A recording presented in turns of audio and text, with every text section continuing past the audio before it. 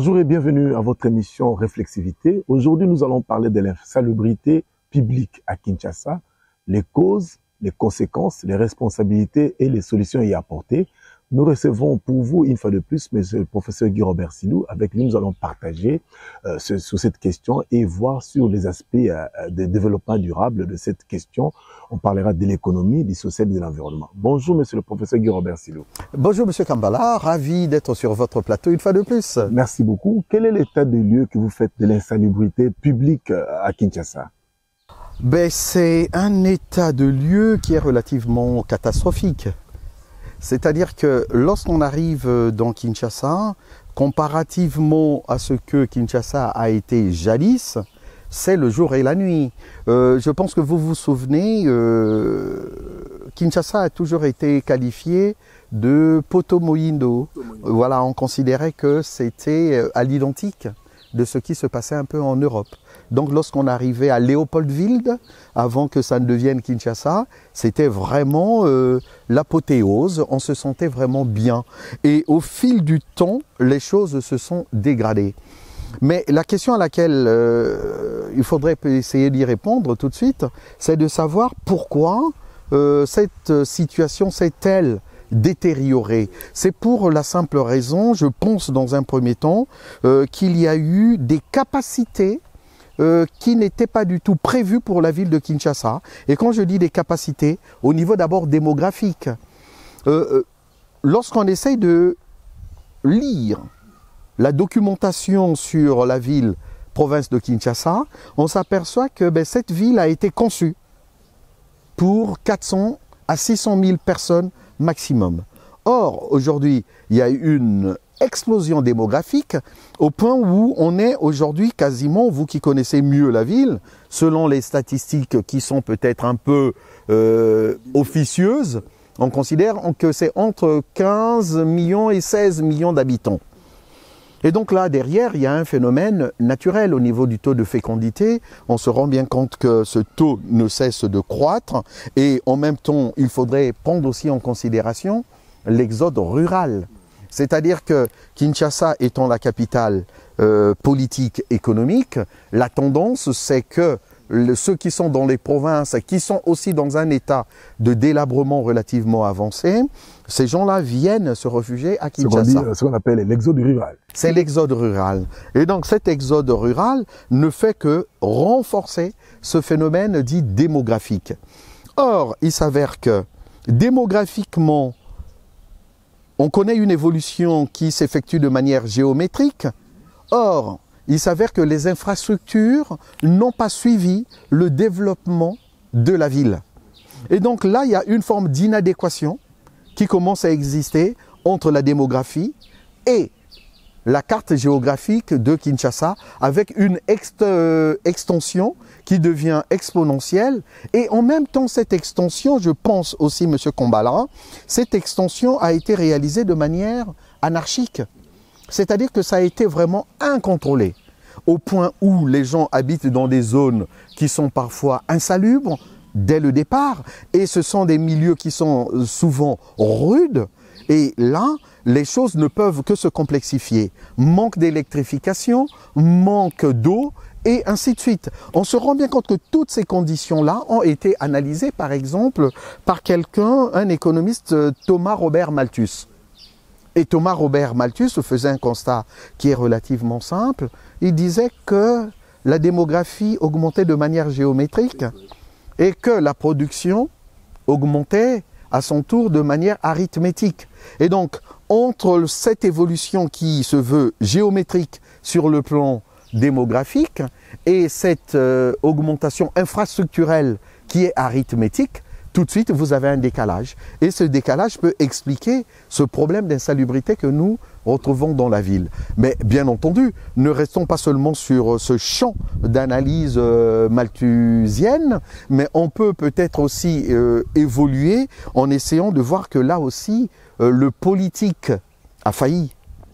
Quand je dis le politique, c'est-à-dire tout le système gouvernemental et la manière de gérer la ville de Kinshasa aussi pose problème. C'est-à-dire que y a-t-il une réelle décentralisation? Alors qu'on y est. Oui, on y est. Il faudrait qu'il y ait une réelle décentralisation, c'est-à-dire avec une forme d'autonomie budgétaire, organisationnelle des communes. C'est ce qui est consacré même dans la Constitution, dans les autres lois organiques, par rapport aux communes. Mais comme vous le dites, la Constitution, les lois organiques, ça c'est toujours, ce sont des choses qui sont d'ordre, comme on l'a dit, sans me répéter, d'ordre constitutionnel. Ça reste dans les textes. Et donc c'est de manière purement formelle. Or, sur le plan informel, c'est-à-dire que là, une fois de plus, on retrouve un peu les fléaux qui sont propres aux pays en développement. C'est-à-dire, entre le formel et l'informel, il y a souvent un décalage. Les textes sont souvent très bien écrits, mais sauf que dans les faits, il y a souvent un décalage. La praxis, au niveau de la praxis, il y a vraiment un décalage. Et je pense que c'est là où il faudrait que nous aussi, Congolais, de manière générale, pour ne pas dire aussi nous les Africains, c'est bien de vouloir pasticher ce qui se fait à l'extérieur, mais lorsque on met ces choses-là noir sur blanc, il faudrait qu'on arrive à les appliquer. Sinon, ça reste vraiment des lettres mortes. Entre le formel et l'informel, c'est souvent l'informel qui prime, et cet informel est en inadéquation totale avec le formel. Monsieur le professeur Guy Robert Silou, la ville de Kinshasa produit 10 000 tonnes de déchets solides. Quelles sont les causes de ces déchets? Mais tout à l'heure, nous avons parlé du facteur organisationnel. Mais je ne vais pas seulement rester sur le facteur organisationnel. Je vais plutôt partir d'un concept qu'on appelle le développement durable. Qu'est-ce que le développement durable? C'est la capacité d'une génération à pouvoir satisfaire ses besoins du moment sans pour autant tronquer les besoins des générations futures. Et lorsque, ça c'est une définition qui a été donnée par une députée norvégienne, Brundtland, et donc lorsqu'on parle du développement durable, la tendance c'est de vouloir réfléchir sur 3 axes qui sont très importants. Donc vous avez la dimension économique d'un premier temps, deuxième temps, vous avez la dimension sociale et vous avez la dimension environnementale écologique. Restons sur la dimension économique. Lorsque vous regardez la topographie de la ville de Kinshasa, il y a une fracture spatiale qui est là. Je dis bien fracture spatiale. Vous allez retrouver par exemple le quartier qu'on va appeler, ou la commune, si vous voulez, de la Gombe. Et là, c'est le quartier d'affaires. Et c'est un quartier qui va être le mieux entretenu parce qu'on est souvent dans la littérature un peu économiciste. On va parler du village Potemkine. Qu'est-ce que ça veut dire? Le village Potemkine, à l'époque de l'Union soviétique, il y avait des villages qui étaient constitués uniquement pour les touristes. C'est-à-dire que lorsque les touristes arrivaient dans ces environnements, mais c'était vraiment l'URSS, là je suis dans l'ancienne Union soviétique, sous ses meilleurs auspices, sous ses meilleurs jours. Et dès que vous sortez de la Gombe, ce sont des quartiers maintenant qui vont être relativement pauvres parce que le taux de chômage est assez important dans notre pays. Et ça, il ne faudrait pas qu'on puisse l'oublier. Comme le taux de chômage est relativement élevé, 80% selon les statistiques, et là on est vraiment, comme vous le dites, M. Kombala, dans un chômage de masse. Mais ces gens-là qui sont complètement désœuvrés, pensez-vous que l'histoire de la salubrité publique puisse être leur préoccupation première? Je ne pense pas. Et là, on revient sur ce qu'on appelle, permettez-moi encore de vous renvoyer à un autre auteur, là je serai sur ce qu'on appelle la pyramide de Maslow. Qu'est-ce que ça veut dire cette pyramide de Maslow? Dans une société, on va chercher d'abord à satisfaire les besoins qu'on appelle des besoins primaires. Se nourrir, se loger, se vêtir. Et en République démocratique du Congo, ça c'est le b.a.-ba du Congolais lambda. C'est-à-dire sa préoccupation première, c'est de ne pas savoir si la ville elle est propre ou elle est sale. C'est d'abord de chercher à manger. Ça c'est sa préoccupation. Or, il s'avère que, vous le savez très bien, on ne va pas rentrer encore dans ces débats, non seulement le chômage bat son plein, et de surcroît, le pouvoir d'achat du Congolais est complètement faible, ce pouvoir d'achat qui ne cesse encore de baisser, parce qu'on se rend bien compte que le franc congolais ne cesse de se déprécier. Aujourd'hui, $1 sur le marché, c'est quasiment 2600. 2600. Oui. Donc, on se rend bien compte qu'il y a une dépréciation de la monnaie congolaise. Et donc, sur le plan économique, on a des Congolais qui sont dans une situation de précarité extrême. Et ce paupérisme ne favorise pas non plus la salubrité publique. Lorsque je suis en train de le dire, pourquoi? Parce qu'on a tendance maintenant à basculer sur ce qu'on va considérer comme étant de l'économie informelle. Qu'est-ce que ça veut dire? Ça veut dire que regardez tous ces marchés qui pullulent, périphériques, qui pullulent. On avait un marché central. Ce marché central, il a été cassé, indubitablement pour des bonnes raisons. Mais y a-t-il eu des solutions de substitution pour que les personnes qui travaillaient sur ces lieux-là puissent trouver d'autres moyens de survivre? Non, ça n'a pas été pensé. Et donc ces gens-là, qu'est-ce qu'ils vont faire? En réalité, on a déplacé le problème. Le marché central qui n'existe plus pendant un certain temps, le temps qu'on puisse reconstruire ce marché selon les normes peut-être un peu plus modernes, mais sans trouver des solutions palliatives, la population qui est dans une précarité extrême va chercher à assouvir ses besoins les plus primaires. Et donc là, on bascule sur les dérives que nous connaissons aujourd'hui. Ça, c'est sur le plan économique. Et là, je ne vais pas être exhaustif parce que le temps qui nous est alloué est relativement bref. Lorsqu'on va basculer sur le plan social, nous voyons très bien ce qui se passe aujourd'hui. L'éducation, qu'en est-il en RDC? Le taux de scolarisation sur le papier, il est aussi assez élevé en RDC. Ça, c'est une chose. Mais sauf que l'éducation est fondamentale. Nous avons parlé de la pauvreté avec ces besoins primaires qui sévissent et qui deviennent prioritaires, pour ne pas dire des fondamentaux de tout Congolais.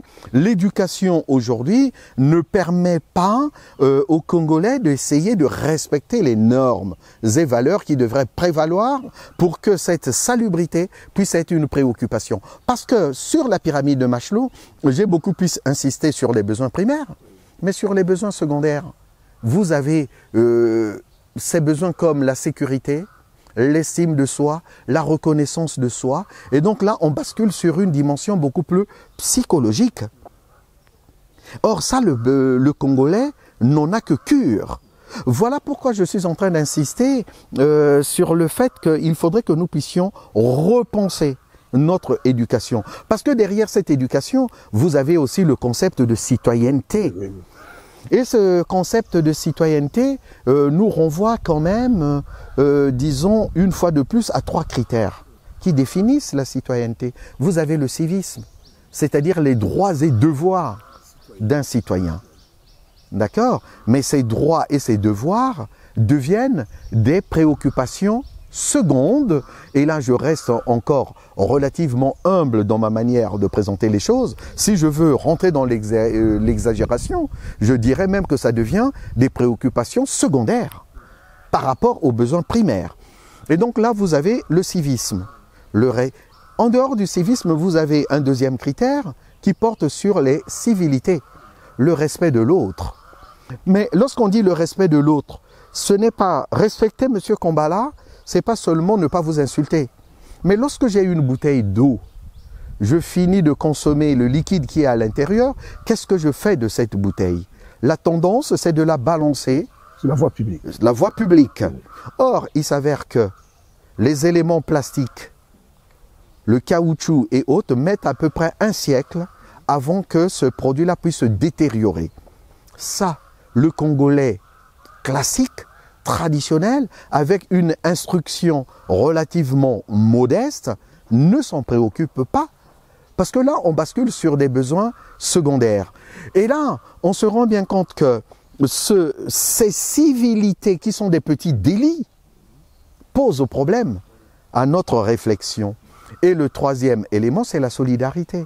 Nous sommes tout un peuple, il faudrait que nous puissions prendre en considération le fait que la cohésion sociale doit être l'objectif recherché par les uns et les autres. C'est ce qui impose, c'est ce qui prescrit la Constitution. La Constitution vise à ce que le Congolais vive dans un environnement sain. Mais l'environnement sain, on revient encore sur ces discours qui se veulent formels. L'environnement sain, il doit être l'objet de préoccupation de chacun d'entre nous. Et là, vous allez retrouver donc ces trois critères-là, du civisme, civilité et solidarité, ensemble, ne pas les dissocier. Or, il s'avère que on fonctionne dans une forme de dissociation des choses, au point où cette fracture spatiale que j'ai évoquée entraîne aussi une fracture sociale. La pauvreté qui est là ne nous permet pas toujours de répondre aux besoins secondaires, qui deviennent donc, ces besoins secondaires, qui deviennent aussi, permettez la tautologie, qui deviennent seconds. Et enfin, le troisième critère du développement durable, c'est l'environnement, le respect de l'environnement. Et donc vous vous rendez bien compte que si l'économie n'est pas là, si le social n'est pas là, le troisième pilier du développement durable ne peut que être absent, M. Kambala. La problématique de changement des mentalités s'impose alors. Le changement de mentalité s'impose. Par rapport à cette insalubrité qu'il y a dans la ville de Kinshasa, nous sommes obligés qu'il y ait changement de mentalité pour bien préserver cet environnement. La préservation de cet environnement va découler de ce changement de mentalité. Or, il s'avère que ce changement de mentalité est aussi le fruit, si vous voulez, de l'évolution sociétale dans son ensemble. C'est-à-dire que ça aussi, c'est un leitmotiv que j'entends souvent en RDC. On parle tout le temps du changement de mentalité. Or, le changement de mentalité n'est pas une manne qui va tomber du ciel. J'ai parfois l'habitude de citer Karl Marx, mais à bon escient. Pourquoi ai-je l'habitude de le citer? Parce qu'il dit, c'est l'infrastructure qui détermine la superstructure. L'infrastructure, c'est le développement économique, technologique, technique. Et tout ce développement-là infrastructurel va engendrer le changement des mentalités. Mais vous ne pouvez pas partir du changement des mentalités pour arriver aux infrastructures. Vous voyez, c'est-à-dire que nous prenons le problème à l'envers. On nous parle des changements des mentalités, mais sans pour autant que les conditions d'existence ne soient modifiées. Et ça, ce n'est pas possible. Ça, c'est la remarque fondamentale que Karl Marx faisait à Friedrich Hegel. C'est-à-dire, qu'est-ce qu'il disait à Hegel? Il disait à Hegel que sa philosophie était à l'envers. C'est-à-dire que la tête était en bas et les pieds en l'air. Donc il fallait, parce que là, Hegel est un idéaliste. Et nous, Congolais, nous sommes des idéalistes. Nous partons du fait qu'il faudrait qu'il puisse y avoir un changement de mentalité. Sans pour autant améliorer les conditions. Sans pour autant améliorer les conditions d'existence. Ce sont les conditions d'existence qui modifient notre manière de penser et d'agir. Et c'est là où il faudrait peut-être que nous puissions revoir nos classiques. Et là, j'inciterai aussi les gens à lire aussi assez suffisamment pour comprendre un peu les effets qu'il pourrait y avoir entre ces conditions d'existence qui sont fondamentales et nos manières de penser. Vous savez, Monsieur Kambala, on a souvent tendance à vouloir nous reprocher, nous, les intellectuels, de nous baser un peu sur ce qui se passe à l'étranger. Et on va nous taxer d'être beaucoup plus occidental, pour ne pas dire occidentalisé, mais je pense que c'est vraiment pure foutaise. Permettez-moi d'être relativement un peu grossier, parce que ce sont souvent des remarques qui commencent un peu à m'agacer. Pourquoi est-ce que ça m'agace ? Aujourd'hui, ces sociétés occidentales sont devenues des sociétés dites post-matérialistes. Des sociétés post-modernes. C'est-à-dire qu'il y a eu plusieurs phases de développement. Dans un développement, là je serais peut-être au niveau des 5 étapes de développement d'un économiste qu'on appelle Rostov. D'accord? C'est-à-dire que Walter Rostov, qu'est-ce qu'il dit? Il dit à peu près la chose suivante. Au départ, vous avez des sociétés qui se veulent un peu pré-industrielles. Et je pense que nous ne sommes même pas une société industrialisée. On n'en est même pas arrivé à cette étape-là. Et lorsque vous arrivez à une certaine étape, à un certain niveau, vous allez connaître ce qu'on appelle le décollage économique. Le Congo n'a pas connu encore son décollage économique. Aujourd'hui, le décollage économique, ce sont des pays qui sont considérés comme étant des pays émergents. D'accord? Et après ce décollage économique, la société va atteindre un niveau 5 qu'on va qualifier de l'étape de maturité. Et donc nous sommes loin de cette 5e étape. Et donc nous sommes encore dans des sociétés qui se cherchent au niveau matériel, au niveau infrastructurel, comme le dirait Karl Marx. Et donc, notre superstructure se fonde encore sur des bases pré-industrielles. Et donc, nos mentalités aussi, et là, je souhaiterais qu'il y ait échange là-dessus, nos mentalités, permettez-moi l'expression, et c'est assez rude de l'entendre, sont assez traditionnelles, pour ne pas dire traditionnalistes. On vit en ville comme si on vivait encore au village. Parce qu'on n'a pas encore fait cette transition. Les autres sont passés dans une société post-matérialiste. Et cette société post-matérialiste n'arrive que parce que ces pays-là ont assouvi d'une certaine manière les besoins primaires que j'ai évoqués tout à l'heure avec cette fameuse pyramide de Maslow. C'est-à-dire se nourrir en Europe. Je ne dis pas que les gens ne meurent pas de faim, mais c'est une catégorie relativement infime. Les gens peuvent manger matin, midi, soir, et voire même 4 fois dans la journée, ça ne pose pas de souci. Il y a eu l'inflation, bien sûr, le pouvoir d'achat a été un peu écorné, ça c'est une évidence, ce sont des moments un peu exceptionnels. Mais en dehors de ça, ces besoins primaires ont été assouvis. Et derrière aussi, n'oublions pas que dans ces pays occidentaux, vous avez ce qu'on appelle un état social. Cet état social permet toujours d'apporter un plus. Une fois qu'ils ont répondu à ces besoins primaires, ces pays ont basculé dans des sociétés, comme les sociologues les appellent aujourd'hui, des sociétés post-matérialistes, post-modernes. Et là, ils sont sur des besoins secondaires. Or, nous, on veut à la fois répondre aux besoins primaires et aux besoins secondaires. Mais il faudrait qu'on puisse y répondre parce que ça y va aussi de notre dignité. Mais quelles sont les conséquences directes et indirectes de cette insalubrité dans la ville de Kinshasa? Mais moi, tout de suite, je vais penser à des choses qui sont purement basiques, Monsieur Kambala. J'ai de la famille ici à Kinshasa. Mais chaque fois que j'appelle, je suis dans l'exagération. Mais cette exagération permet aussi, ou engendre une forme d'exaspération. Et les deux termes aussi riment. Exagération, exaspération. J'exagère parce que je suis exaspéré. Pourquoi? Parce que souvent, quand j'appelle, on va me parler de malaria.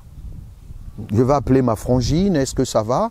Elle va me répondre, oui, non, ça ne va pas, en ce moment, je souffre de malaria. C'est-à-dire du paludisme, en réalité. Mais le paludisme est dû à quoi? L'insalubrité. À l'insalubrité. C'est-à-dire qu'on parle de malaria, du paludisme, typhoïde, et ainsi de suite. Mais c'est dû à quoi? À ce problème d'insalubrité. Or, on sait que en RDC, nous avons un problème de santé publique. Et donc, on voit tout de suite une forme de corrélation négative entre l'insalubrité et les maladies qui pullulent en RDC. Or, il suffirait que nous puissions prendre des bonnes résolutions en tant que citoyens de ce pays, en essayant d'esquisser des petits gestes. Je dis bien des petits gestes. Il ne s'agit pas de révolutionner les mentalités, mais qu'on apprenne à respecter la nature, qu'on apprenne à respecter l'environnement dans lequel nous vivons pour que nous puissions éradiquer ces maladies dites tropicales et particulièrement le paludisme et en même temps la typhoïde. Ça, ce sont des choses que nous sommes en même d'éradiquer, mais qui découlent directement, comme on le disait aussi, de cette situation-là. Ça, c'est un phénomène qui est réel. Et en même temps, puisqu'on est toujours dans ce concept de développement durable, avec notre triptyque économie, sociale, environnement, si on arrive à répondre à ce problème d'insalubrité publique, c'est-à-dire vouloir faire de notre pas seulement de notre capitale, mais de notre pays aussi, quelque chose de beaucoup plus subtil. Ça va drainer des capitaux financiers très importants. Je m'explique.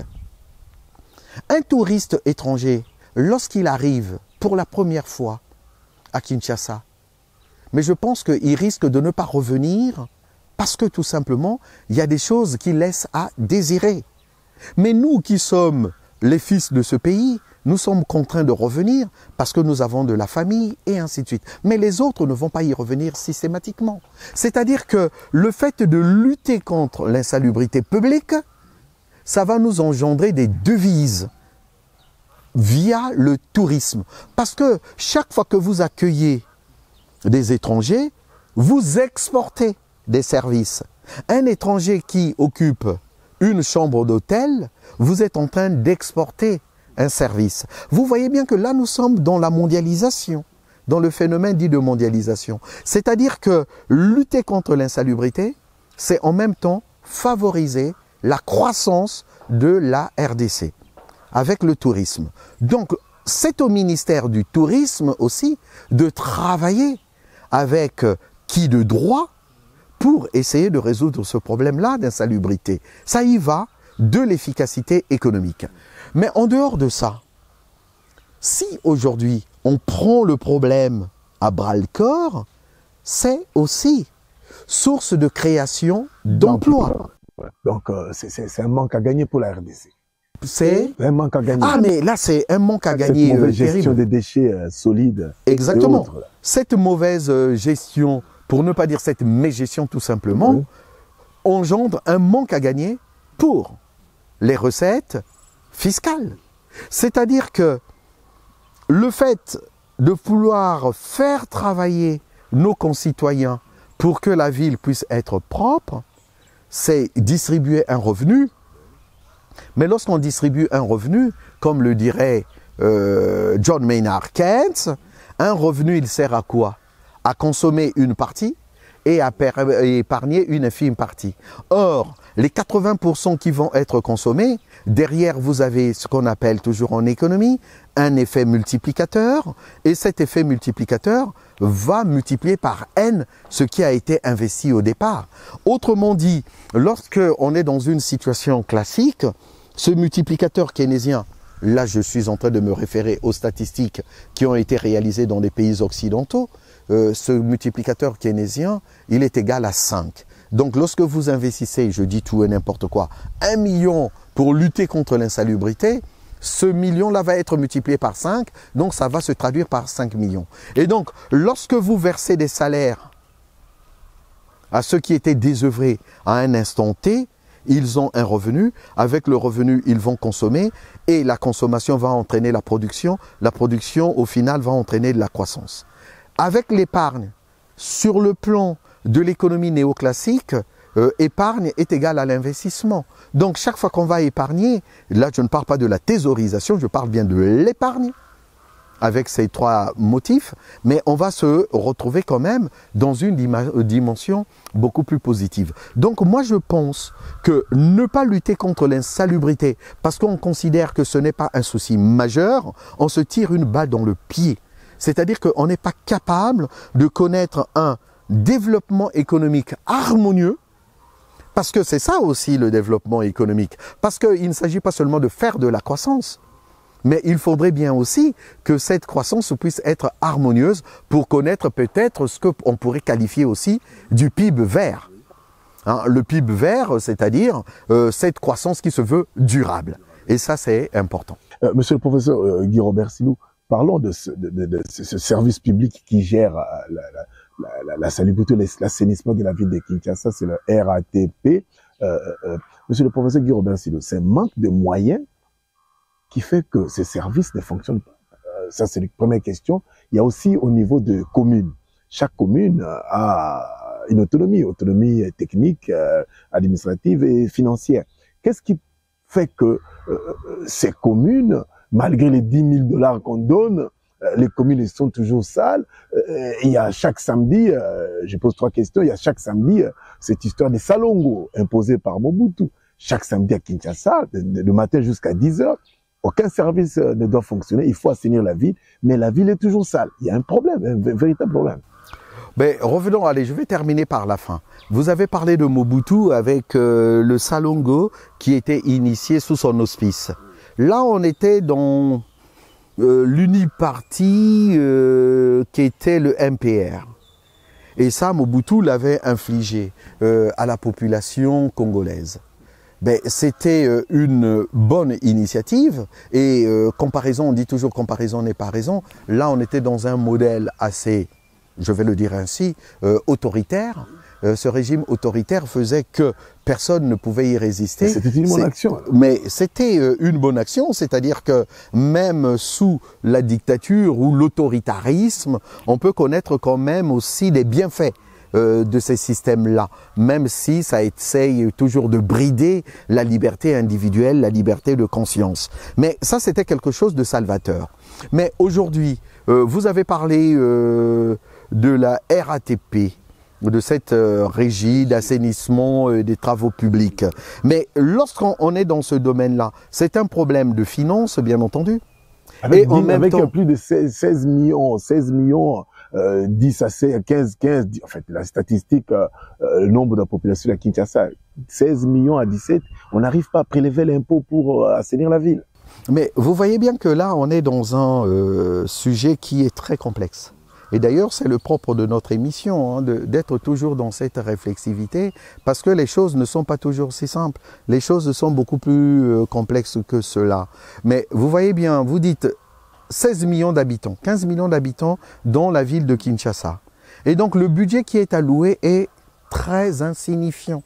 Et en dehors de cela, il ne s'agit pas d'excuser hein, ces autorités qui ont vocation à lutter contre l'insalubrité. Mais c'est insignifiant. Mais en même temps, comme je l'ai dit tout à l'heure, avec une extension de la ville qui est complètement anarchique, lorsqu'on nous dit 16 millions, s'agit-il des statistiques qui ont été vraiment vérifiées après un recensement rigoureux, ou bien s'agit-il des estimations qui ont été faites un peu à la va-vite? Juste les estimations. Juste les estimations. Et donc là, qui dit estimation dit approximation, ouais. Et qui dit approximation, moi tout de suite je pense à une exaspération, pour ne pas dire à un agacement total. C'est-à-dire que nous avons un système qui n'est pas du tout efficient. Or, nous sommes dans des domaines où aujourd'hui, les approximations ne sont pas du tout autorisées. On doit vraiment réfléchir. Regardez la topographie de la ville de Kinshasa. Cette saturation au niveau de la circulation routière, ça pose problème. Pourquoi? Parce qu'aujourd'hui, nos autorités n'ont pas pu anticiper l'extension de la ville de Kinshasa. Et c'est valable en province. Partout, c'est la même chose. Manque d'anticipation. Or, un responsable politique est un visionnaire. Mais la planification. C'est la planification. On ne va pas remonter à l'époque soviétique, mais la planification a été imposée même dans les pays occidentaux, c'est-à-dire les pays de l'Ouest. La planification a toujours été là. On a parlé du plan quinquennal, plan décennal, et ainsi de suite. Ça, c'est le propre des administrations publiques, d'être dans la planification, d'être dans les anticipations, chose que nous ne savons pas faire et que nous ne voulons pas faire. Et parce que je ne vais pas rentrer dans ces débats que je trouve un peu puérils, mais qui sont très très importants, parce que les fonds qui sont vraiment alloués pour la lutte contre l'insalubrité, ces fonds-là ne servent pas à ces véritables combats. Donc il y a un détournement d'utilisation de ces fonds publics. Ça aussi, c'est un problème. Et donc, pour répondre à votre question, les deux, mon général, c'est-à-dire que les fonds ne suffisent pas et il y a aussi une mauvaise volonté de la part des autorités publiques. Et ça, c'est certain. Maintenant, au niveau des communes... Oui, je vous en prie. Les marchés à Kinshasa, ici, parallèles ou pas, chaque jour, ils payent quelque chose pour le salon, l'assainissement. Où va tout cet argent-là? Mais vous savez, Monsieur Kambala, il ne s'agit pas d'être responsable quelque part. Un bon responsable est aussi un bon contrôleur. Aujourd'hui, vous ne pouvez pas, vous, en tant que responsable, Monsieur Kambala, me confier les clés d'un ministère sans pour autant qu'il y ait des organes de contrôle. Et ça, c'est important.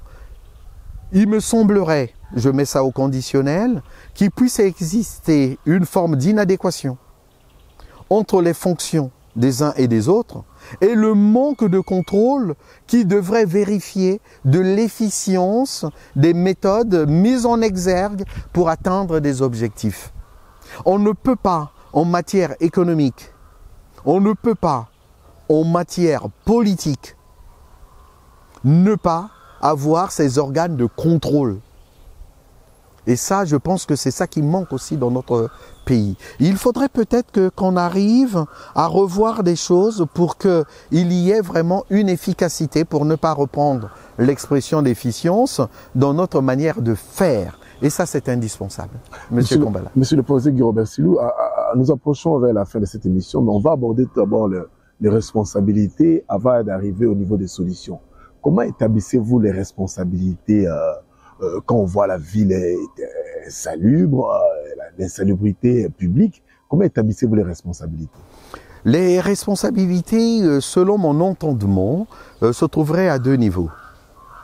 Le niveau politique, dans un premier temps, et le deuxième niveau d'analyse, c'est au niveau de la société civile. Lorsque vous et moi, nous avons souvent tendance à critiquer, et à juste titre, c'est légitime, ça fait partie de nos devoirs et en même temps de nos droits les plus fondamentaux, d'être regardant sur la gestion des affaires publiques. Mais la société civile a aussi une forte responsabilité. Cette responsabilité se situe à quel niveau? Au niveau de ce qu'on appelle l'engagement politique. Nous avons des associations. Nous, citoyens, nous sommes censés nous regrouper au sein des associations pour mener aussi ces combats, pour essayer d'assainir nos villes, nos communes, nos quartiers, nos localités, comme on pourrait le dire aussi ici. Ça, c'est important. Regardez, il y a des initiatives qui sont prises. Je vais citer l'exemple de Kinbopeto. Qui est un gâchis à l'heure actuelle. Ça, c'est un gâchis. Le chef de l'État est embarqué dans une histoire rocambolesque. Sans lendemain, on a bien vu que ça a été vraiment la poudre de perlimpinpin et on a vu les résultats qui sont complètement catastrophiques. Et très sale. Regardez les nids de poules qu'on retrouve un peu partout, les chaussées qui sont dans un état de délabrement avancé. Lorsque vous regardez les cours d'eau que nous avons ici dans la ville de Kinshasa, ça ressemble à des poubelles à ciel ouvert. Où est ce beau péto-là, tant prôné par le gouverneur de la ville de Kinshasa? Il y a de l'argent, il y a la manne financière qui est là. Voilà, ça on reste toujours au niveau gouvernemental. Mais moi je voulais aussi que nous puissions nous lancer dans une réflexion qui serait beaucoup plus globale. Vous avez par exemple une ONG qu'on appelle Aurora. Moi je connais la présidente de cette ONG. Elle a mis ses fonds propres pour essayer d'apporter une aide à la population de sa localité, pour ne pas dire de sa commune, mais à son niveau. C'est le cas aussi avec B1, avec Bissot, l'ambassadeur Moutamba a lancé ses concepts pour prise en charge l'assainissement de la ville, qu'on puisse répondre positivement aux besoins de la société, mais malheureusement, l'État congolais ne vient pas en aide à ces genres d'initiatives. Ça, il faudrait aussi, je pense, mener des réflexions beaucoup plus globales.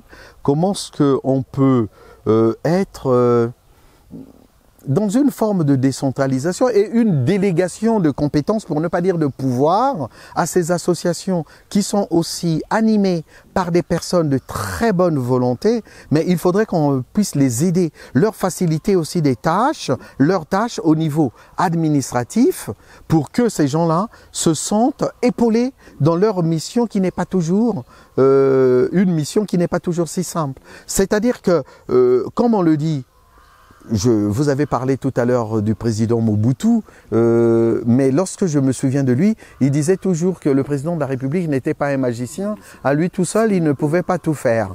Et donc, nous aussi, en tant que société civile, dans notre engagement politique, nous sommes capables de faire beaucoup de choses. Là, j'ai parlé des associations. Il peut y avoir des fondations. Il peut y avoir une forme de militantisme écologique ou militantisme environnemental. C'est-à-dire que toutes ces initiatives qui émaneraient de la société civile, ce sont des initiatives qui seraient les bienvenues. Mais à contrario, il ne faudrait pas que ces initiatives puissent devenir, si vous voulez, le prétexte aux autorités publiques à ne plus rien faire. Vous voyez, il peut toujours y avoir, si vous voulez, des effets pervers. C'est-à-dire que puisque c'est la société civile qui se mobilise, qui a pris en charge, nous, pendant ce temps, qu'est-ce qu'on fait?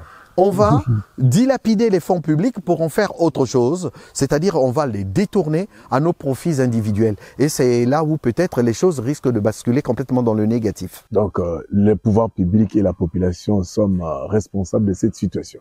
Nous sommes co-responsables de cette situation à des degrés, bien entendu, divers et variés, pour ne pas dire tout simplement différents. Quelles sont les pistes de solutions que vous proposez pour lutter efficacement contre cette insalubrité publique? Là, je vais vous donner une réponse de Normand. C'est-à-dire que je ne pourrais pas être si catégorique en disant voilà, ça c'est la panacée. Je vous ai dit qu'il s'agit d'un sujet complexe, qui est à la fois économique, qui est à la fois social et qui est à la fois environnemental. D'accord? Et donc là, il faudrait déjà, sur le plan économique, j'ai dit, l'infrastructure va déterminer la superstructure. Il faudrait qu'on puisse débuter par les besoins les plus fondamentaux.